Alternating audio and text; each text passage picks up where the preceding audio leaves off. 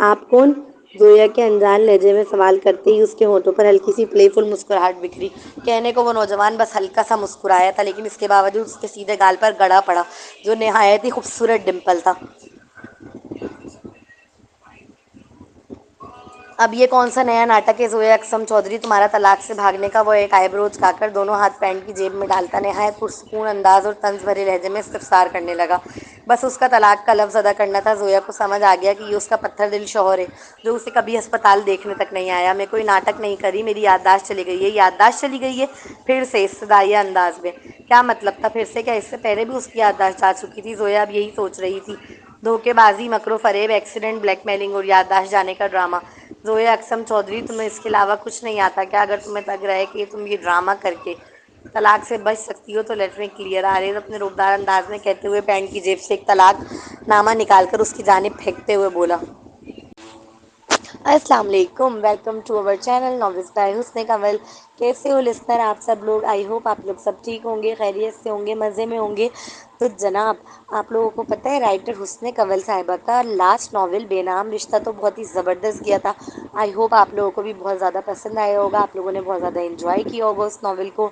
اور اس ناول کا سفر جو ہے وہ کافی لمبا تھا، جس میں ہمارا ایک دوسرے سے رابطہ رہا۔ تو جناب آپ لوگ بتائیے گا کہ آپ لوگوں کو وہ ناول کتنا زیادہ پسند آیا، اور آپ لوگوں کی محبتوں کا بہت زیادہ شکریہ جو آپ نے اس ناول پر ہمیں دی تھی۔ تو اب اپنی محبتوں کا اظہار ذرا اس ناول پر بھی کریے گا جس کا نام ہے رازدار محبت۔ چلیے جی، تو اس ناول پہ اپنی محبتیں لٹائیے گا۔ تو آئیے ہم اسٹارٹ کرتے ہیں پہلی کیس رازدار محبت کی۔ آج اس کی سالگرہ کا دن تھا۔ پورا گھر لائٹوں سے سجا ہوا تھا۔ وہ ٹیبل پر گلاب کی پتیاں سجائے پائن ایپل کیک سامنے رکھ کر اب انتظار میں بیٹھ گئی تھی۔ 12 بجنے میں ابھی بھی 5 منٹ باقی تھے۔ اسے امید تھی وہ آ جائے گا۔ اس کی نگاہ ہر تھوڑی دیر بعد دروازے کی جانب اٹھ رہی تھی۔ وقت گزر رہا تھا، بس 2 منٹ رہ گئے تھے۔ وہ دعا کر رہی تھی کہ وہ آ جائے۔ کہاں رہ گئے آریز؟ بے صبری بڑھ رہی تھی، ہر گزرتا لمحہ جان پہ بھاری ہوتا محسوس ہو رہا تھا۔ بے تابی سی کیفیت میں اب اس نے اپنا سیل اٹھایا آریز کو کال کرنے کی نیت سے، مگر ابھی کال ملاتی اس سے پہلے ہی گھڑی نے 12 بجائے اور ٹھیک اسی لمحے موبائل پر نوٹیفیکیشن شو ہوا۔ بریکنگ نیوز پر آریز ملک کا نام چمکتا دیکھ وہ خود کو روک نہ سکی اس نوٹیفیکیشن کو کلک کرنے سے۔ اگلے پل جو نیوز سامنے تھی اسے دیکھ وہ دل برداشتہ ہوئی۔ 3 سال کی شادی کے بعد یہ کیسا تحفہ تھا اس کی شوہر کی جانب سے سالگرہ کا۔ مشہور و معروف بزنس مین آریز ملک اپنی چائلڈ ہوڈ سویٹ ہارٹ تحریم مغل کے ساتھ ڈنر کرتے ہوئے نظر آئے۔ کیا ممکن ہے کہ وہ اپنی دھوکے باز بیوی کو ڈیورس دے کر اپنی بچپن کی محبت کو واپس پانے کا سوچ رہے ہیں؟ اس نے بے یقینی سے دوبارہ پڑھا۔ تصویر جس اینگل سے لی گئی تھی وہ نہایت ہی خوبصورت تھا۔ ان دونوں کے درمیان کینڈل جلتی ہوئی نظر آ رہی تھی۔ آریز وائٹ پینٹ کوٹ میں کھلتے گلاب کی مانند لگ رہا تھا، حسین و خوبصورت، جبکہ تحریم اس کی محبت بلیک رنگ کے ڈریس میں نظر آ رہی تھی۔ ان دونوں کے چہرے پر مسکراہٹ تھی جو اس کا دل جلا کر خاک کر رہی تھی۔ نہیں نہیں نہیں، وہ اٹھی، اپنا سیل اٹھا کر سامنے دیوار پر دے مارا۔ اس کی سرمئی آنکھیں شدت، غم و غصے سے انگارے برسانے لگیں۔ وہ فوراً ہی اوپر کی جانب بڑھی، اپنا سارا سامان سوٹ کیس میں پیک کیا۔ میڈم کہاں جا رہی ہیں آپ میڈم؟ اس کی ملازمہ اسے روکتی رہ گئی تھی، مگر وہ غصے سے گاڑی کی چابی اٹھا کر گھر سے نکل گئی۔ وہ پاگلوں کی طرح گاڑی چلا رہی تھی روڈ پر، اس کی آنکھوں سے مسلسل آنسو بہہ رہے تھے جس کے سبب سامنے کا منظر بار بار دھندلا ہو رہا تھا۔ وہ بے دردی سے اپنے ہاتھ کی پشت سے آنسو رگڑ کر صاف کرتی۔ گاڑی کی سپیڈ مزید بڑھا گئی تھی۔ اس کی آنکھوں میں پھر آنسو بھر آئے جس کے سبب سامنے کا منظر دھندلا ہوا۔ اس بار جب اپنے ہاتھوں کے پشت تر آنکھوں سے رگڑنے کے بعد سامنے کی جانب دیکھا تو چونکی۔ سامنے سے ٹرک آ رہا تھا۔ اس کی گاڑی کی سپیڈ اس قدر تھی کہ وہ چاہ کر بھی بریک نہ لگا سکی، جبکہ وہ ہڑبڑا کر بار بار کوشش کر رہی تھی۔ ٹرک قریب آتا جا رہا تھا۔ اس کا دل مارے شوق کے باہر نکلا، آنکھیں پھٹی اور اگلے ہی پل ہوا میں اس کی چیخ گونجی، آہ! کچھ ماہ بعد اس کی آنکھ کھلی تو اس کے ارد گرد کوئی نہیں تھا۔ وہ اکیلی تھی بیڈ پر۔ اس کا ذہن بالکل سن سی کیفیت میں تھا۔ وہ اپنے ارد گرد روم کی ہر چیز کو دیکھ رہی تھی۔ وہ اسپتال کا VIP روم تھا۔ تمہیں ہوش آ گیا زویا؟ اللہ تیرا شکر۔ اس نے دیکھا ایک لڑکی روم میں داخل ہوتے ہی خوش ہو کر اس کی جانب لپکی۔ وہ گھبرا کر خود میں سمٹ جانا چاہتی تھی، لیکن اس لڑکی نے آتے ہی اس کا ہاتھ تھام لیا، اور تھاما بھی بڑی گرم جوشی سے، نرمی اور محبت سے بھرپور تھا وہ لمس۔ کون زویا؟ اور آپ کون ہیں؟ وہ ڈری سہمی سی تھی لیکن ہاتھ نہ چھڑایا کیونکہ اس لمس سے آشنائی سی محسوس ہوئی۔ میں بسمہ شیخ، تمہارا سیکریٹری؟ وہ انجان لہجے میں استفسار کرنے لگی۔ اس سمے بسمہ کو اس کی حالت پر بڑا ترس آیا۔ اگر تم میری سیکریٹری ہو تو پھر مجھے کچھ یاد کیوں نہیں آ رہا تمہارے بارے میں؟ کیونکہ تمہارا جو ایکسیڈنٹ ہوا تھا اس میں تمہاری یادداشت چلی گئی ہے، مگر فکر مت کرو، میں تمہیں سب یاد دلا دوں گی جتنا میں جانتی ہوں تمہارے بارے میں۔ وہ اسے مطمئن کرنے لگی۔ وہ فقط اس بات میں سر ہلا کر خالی ذہن کے ساتھ اسے دیکھنے لگی، اور صرف کچھ ہی دیر بعد دوائیوں کے زیر اثر اس نے آنکھیں دوبارہ موند لیں۔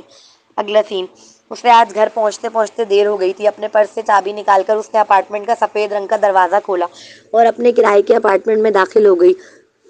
اپارٹمنٹ میں مکمل اندھیرا چھایا ہوا تھا، لیکن یہ اندھیرا تو کچھ بھی نہ تھا اس اندھیرے کے آگے جو وہ اپنے دل میں محسوس کرنے لگی تھی۔ اب اس نے لائٹ نہ کھولی، عادت کے مطابق اندھیرے میں ہی چھوٹے سے لاؤنج کراس کرتے ہوئے سامنے کمرے میں داخل ہو گئی۔ 2 کمرے کے چھوٹے سے اپارٹمنٹ میں رہتی تھی وہ۔ سامنے ہی 2 کمرے تھے، ایک بیڈ روم تھا، دوسرا گیسٹ روم۔ دونوں کے ساتھ اٹیچ باتھ تھے۔ گیسٹ کے نام پر صرف اس کی ماں یا بھائی آیا کرتے تھے ملنے۔ گھر بہت چھوٹا اور سادہ سا تھا، زیادہ سامان بھی نہیں تھا۔ کمرے میں فرنیچر کے نام پر صرف ایک بیڈ، اسی کے ساتھ لگی سیدھے ہاتھ پر سائڈ ٹیبل، اس کے سامنے رکھا 1 سیٹ صوفہ، الٹے ہاتھ کی جانب الماری اور اسی کے برابر میں سنگھار دان۔ کپڑے چینج کرنے تک کی زحمت نہ کی، پرس صوفے پر پھینکتے ہوئے بیڈ پر گر گئی۔ وہ اتنا تھکی ہوئی تھی کہ بس آنکھیں موندنے کی دیر تھی، اسے نیند نے اپنی آغوش میں لے لیا۔ رات گہری ہوتی جا رہی تھی اور اس کی نیند بھی۔ خاموش کمرے میں اس کے سیل کی رنگ گونجنے لگی جس نے اس کی نیند کو ڈسٹرب کیا۔ وہ بغیر دیکھے بھی جانتی تھی کہ کال کس کی ہے۔ بمشکل اپنی بھوری بلی جیسی آنکھیں کھولتے ہوئے وہ اٹھ کر بیٹھی۔ 1-2 ثانیے تک سستی کے سبب بیٹھ کر سامنے صوفے پر پڑے اپنے پرس کو دیکھتی رہی جس میں اس کا سیل تھا، پھر ایک ہاتھ سے اپنے چہرے پر آنے والے بالوں کو کان کے پیچھے اڑستی وہ اٹھ کر پرس کی جانب آئی، پرس سے سیل نکالا اور بے دلی سے کال ریسیو کی۔ کہاں ہوں؟ کب سے کال کر رہا ہوں، کال کیوں نہیں اٹھا رہی؟ دوسری جانب سے آنے والی بھرمدار اور غصیلی آواز علیان فتح کی تھی۔ وہ میں سو رہی تھی، نہ جانے کیوں اس روبدار شخص کے سامنے اس کی زبان لڑکھڑائی جاتی تھی۔ اگر نیند پوری ہو گئی ہو تو ہوٹل آؤ، فقط اتنا کہہ کر اس شخص نے کال ڈسکنیکٹ کر دی تھی۔ سیل کان سے ہٹا کر اس کی اسکرین کو کھوئے کھوئے انداز میں تکتے وہ زخمی سا مسکرا دی۔ اپنا سیل بیڈ کے سائڈ ٹیبل پر پٹکنے والے انداز میں رکھ کر اس نے ٹیبل کی پہلی دراز سے اپنی ڈائری نکالی، ساتھ بلیک پوائنٹر بھی۔ اسے ڈائری لکھنے کی عادت تھی۔ اس کی ڈائری کا نام بہارۂ امید تھا۔ اس نے پوائنٹر کھول کر اس کا کیپ پوائنٹر کے پیچھے کے حصے پر عادت کے مطابق لگا کر بیڈ کراؤن سے ٹیک لگاتے ہوئے ڈائری کھول کر لکھنا شروع کیا۔ دنیا کی نظر میں 2 طرح کے لوگ ہوتے ہیں، اچھے یا برے، مگر نور الایمان کی نظر میں دنیا میں 4 طرح کے لوگ ہوتے ہیں۔ ایک وہ جو نیک ہیں اور نیکی کی ہی خواہش رکھتے ہیں، انہیں اگر موقع بھی ملے نا تو بھی وہ اپنا راستہ نہیں چھوڑتے۔ دوسرے وہ جو بد ہیں اور اسی راہ میں خوش ہیں۔ تیسرے جو نیک ہیں لیکن دل میں بدی کی خواہش لیے ہوئے ہیں کہ بس انہیں موقع ملا نہیں اور انہوں نے اپنا کارنامہ دکھایا نہیں۔ اور چوتھے وہ جو بد ہیں لیکن دل میں نیکی کی خواہش لیے ہوئے ہیں کہ بس انہیں ایک موقع مل جائے اس راہ سے فرار اختیار کرنے کا، اور نور الایمان کا شمار اسی چوتھی کیٹیگری میں تھا۔ نور الایمان آج علیان فتح کے سیدھے ہاتھ کی پٹی کرے گی اور اسے کریڈٹ کارڈ واپس کر دے گی۔ اتنا لکھ کر اس نے بہارۂ امید کو بند کر دیا، اپنی بہارۂ امید و پوائنٹر کو دراز میں اس کی جگہ پر رکھ کر۔ اب وہ تیار ہونے کے لیے کھڑی ہو گئی تھی۔ آج جب تیار ہونے کھڑی ہوئی تو پہلے والی کوئی ایکسائٹمنٹ نہیں تھی اس کے اندر جیسے 1 سال پہلے تھی۔ پہلے تو وہ یوں تیار ہوتی تھی جیسے اس کی دلہن ہو، اسے اپنی محبت میں گرا لینے کا یقین جو تھا، مگر اس سنگ دل نے یقین بھی تھوڑا اور بھرم بھی۔ اب جذبات وہ نہیں رہے تھے، اب حالات وہ نہیں رہے تھے، وہ بدل گئی تھی، وقت بدل گیا تھا۔ الماری کھولی تو سامنے ہی ریڈ ڈریس کی لمبی سی کلیکشن نظر آئی، مگر اس نے انہیں ہاتھ نہ لگایا، الٹا انہیں دیکھ کر آگ لگا دینے کا دل کیا۔ وہ یوں جل ککڑی تو کبھی نہ تھی، مگر جب سے اس کی منگنی کا سنا تھا تب سے ہو گئی تھی۔ کالے رنگ کی سادہ سی اسکرٹ اور بلو جینز نکال کر وہ کپڑے چینج کرنے چلی گئی تھی۔ کپڑے چینج کر کے لوٹی تو آئینے کے سامنے کھڑی ہو گئی۔ وہ اب اپنا جائزہ لینے لگی۔ بار بار دل پوچھ رہا تھا کیا کمی ہے آخر مجھ میں جو وہ ہرجائی محبت میں مبتلا نہ ہوا۔ ہم جان سے گئے اور اس سنگ دل کو خبر تک نہیں۔ افسردگی سے کہتے اس نے اپنی آنکھوں میں آنے والے آنسوؤں کو صاف کیا، پھر بالوں کو پونی میں قید کر لائٹ اورنج رنگ کی لپسٹک ہونٹوں پر لگا کر دونوں ہونٹوں کو ایک دوسرے سے رگڑ لیا۔ اس کی سفید رنگت پر اورنج لپسٹک جچتی معلوم ہوئی۔ پھر قیامت ڈھاتا کالا ڈریس اپنا پرس اٹھا کر سیلوس میں رکھتے ہوئے باہر نکل گئی تھی۔ اب کے باہر جاتے وقت لاؤنج کی لائٹس آن کر دی، ٹیکسی لے کر وہ ہر بار کی طرح ہوٹل پہنچی۔ ہوٹل کے وی آئی پی 3rd فلور پر صرف 2 ہی کمرے تھے اور دونوں کے دونوں علیان فتح راجپوت کے، سوائے اس کے کسی کو مجال نہیں تھی 3rd فلور پر آنے کی۔ ابھی اس نے دروازے کے گولڈن ہینڈل کو کھولنے کے لیے ہاتھ رکھے ہی تھا کہ دروازہ اندر کی جانب سے کھلا اور اگلے ہی پل اس کے ہاتھ کو پکڑ کر اندر کی جانب جھٹکے سے کھینچ لیا گیا۔ جب تک وہ سمجھ پاتی کہ کیا ہوا ہے اس کی کمر دیوار سے لگ چکی تھی۔ سیاہ گہری آنکھیں اب اس کے چہرے پر گڑی تھی جو اس کا سکون اور چین لوٹ رہی تھی۔ اتنی دیر کہاں لگی؟ پتہ نہیں ہے تمہیں میں وقت کا کتنا پابند بندہ ہوں؟ میٹنگ ہے میری آدھے گھنٹے بعد، 5 منٹ ضائع کر چکی ہو تم میرے۔ وہ سنگ دل صرف اپنے 5 منٹ ضائع ہو جانے پر رو رہا تھا، اور اس کا کیا جس کی اس نے پوری زندگی کا ضیاع کر دیا تھا۔ مقابل کی بھوری آنکھوں میں نہ چاہتے ہوئے بھی شکوہ ابھرا، مگر وہ اگنور کر گیا جیسے ہر بار کر جاتا تھا۔ اور یہ کالا ڈریس کیوں پہنا؟ کہا ہے نا لال پہن کر آیا کرو، مجھے لال کلر پسند ہے تم پر۔ اس کی گھنی خوبصورت ہنی رنگ آبشار کو پونی سے آزاد کرتے ہوئے وہ خفگی سے گویا ہوا، کیا جان بوجھ کر اس طرح تیار ہوئی ہو؟ اب اس کی نگاہ کا مرکز نور کے ہونٹ تھے۔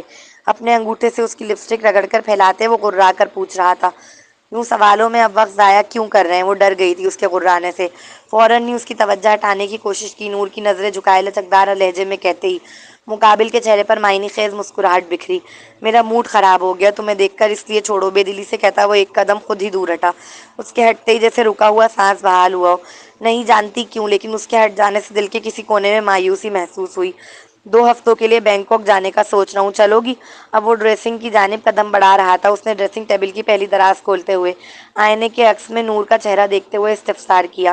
نہیں، بغیر سوچے سمجھے تیزی سے انکار کیا۔ اس کا یوں صاف انکار کرنا ناگوار گزرا تھا، مگر کوئی ری ایکشن نہ دیا۔ یہ لو لگا لو۔ وہ دراز سے ایک لپسٹک نکال لایا تھا، اس کی جانب بڑھاتے ہوئے کہا، تو نور حیرت سے اس لپسٹک کو دیکھنے لگی۔ یہ میری نہیں ہے، وہ اس ہائی برانڈ کی لپسٹک استعمال ہی نہیں کرتی تھی، یا یوں کہا جائے تو زیادہ بہتر ہوگا کہ کر ہی نہیں سکتی تھی۔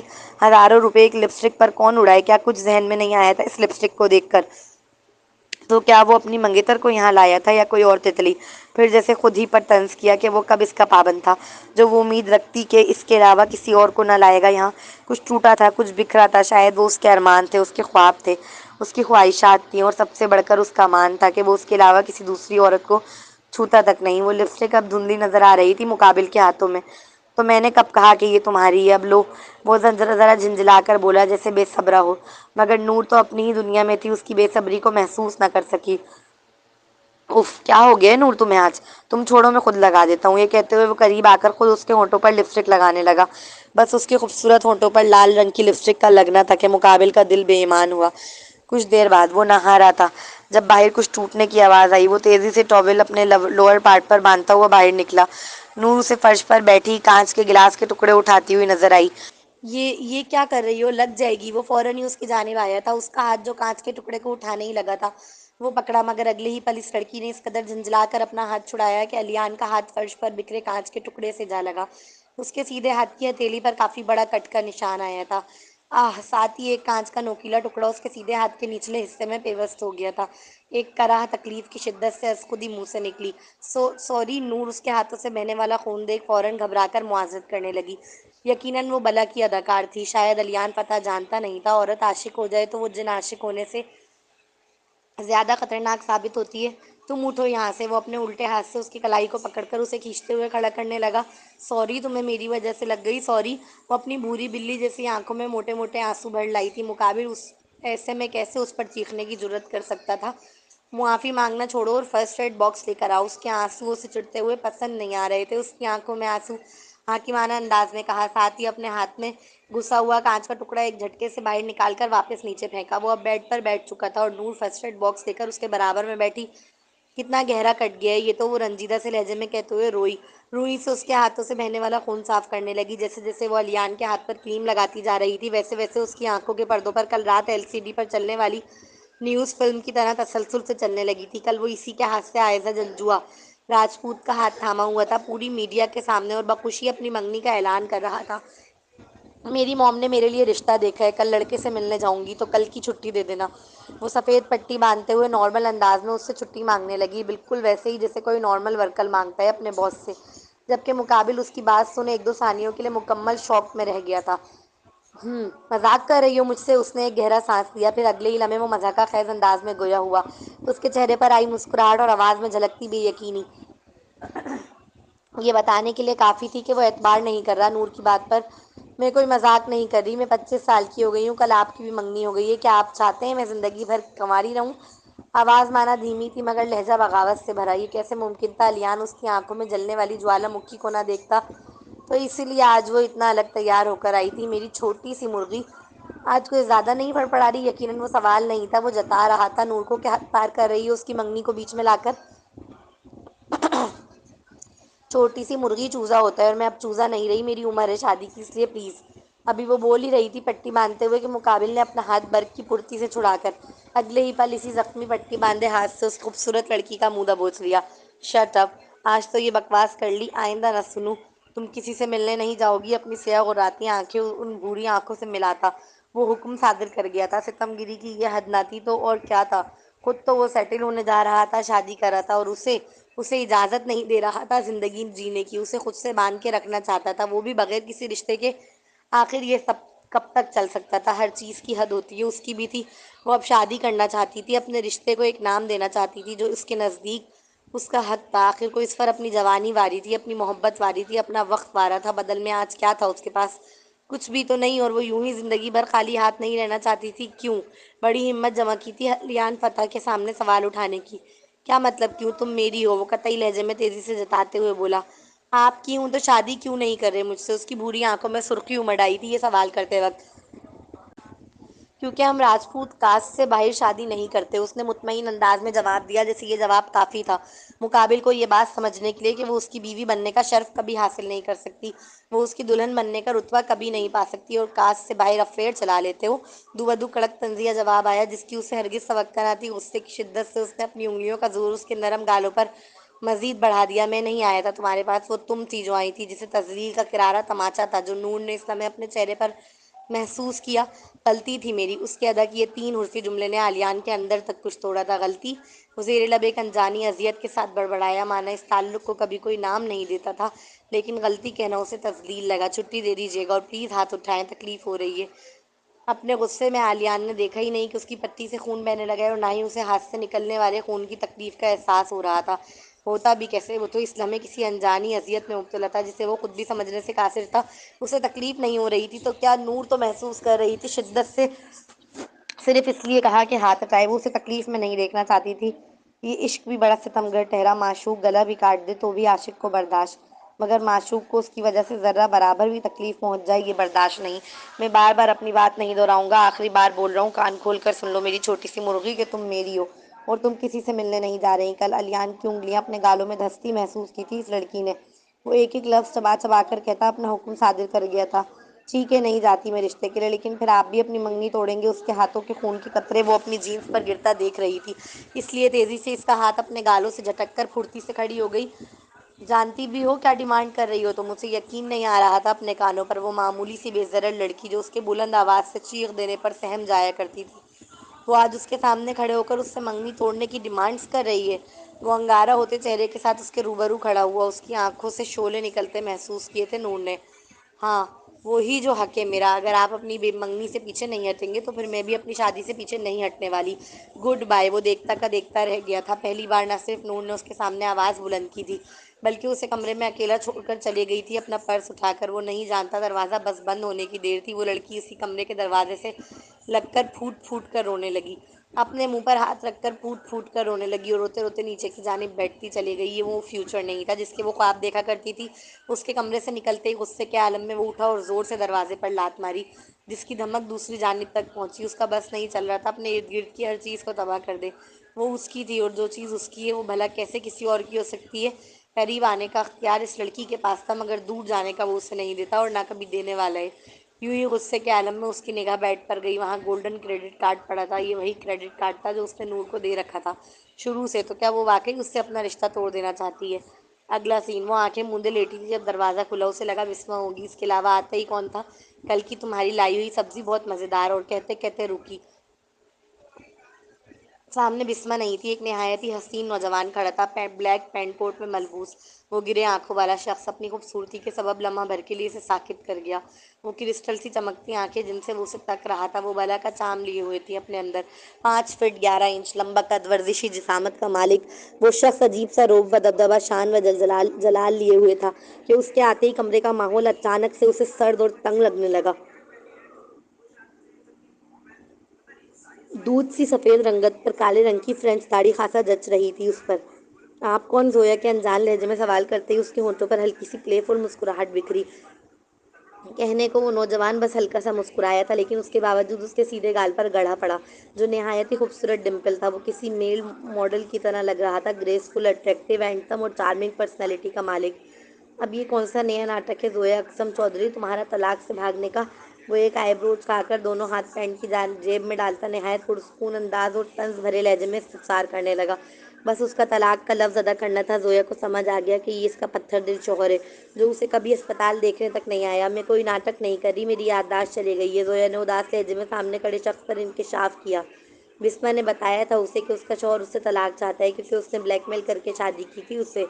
یادداشت چلی گئی پھر سے استدعائیہ انداز میں۔ کیا مطلب تھا پھر سے؟ کیا اس سے پہلے بھی اس کی یادداشت جا چکی تھی؟ زویا اب یہی سوچ رہی تھی، دھوکے بازی، مکر و فریب، ایکسیڈنٹ، بلیک میلنگ اور یادداشت جانے کا ڈرامہ۔ زویا اقسم چودھری تمہیں اس کے علاوہ کچھ نہیں آتا کیا؟ اگر تمہیں لگ رہا ہے کہ تم یہ ڈرامہ کر کے طلاق سے بچ سکتی ہو تو لیٹ می کلیئر، آریز اپنے روبدار انداز میں کہتے ہوئے پینٹ کی جیب سے ایک لفافہ نکال کر اس کی جانب پھینکتے ہوئے بولا۔ اس کی آواز نارمل تھی مگر لہجہ برف کی طرح سرد۔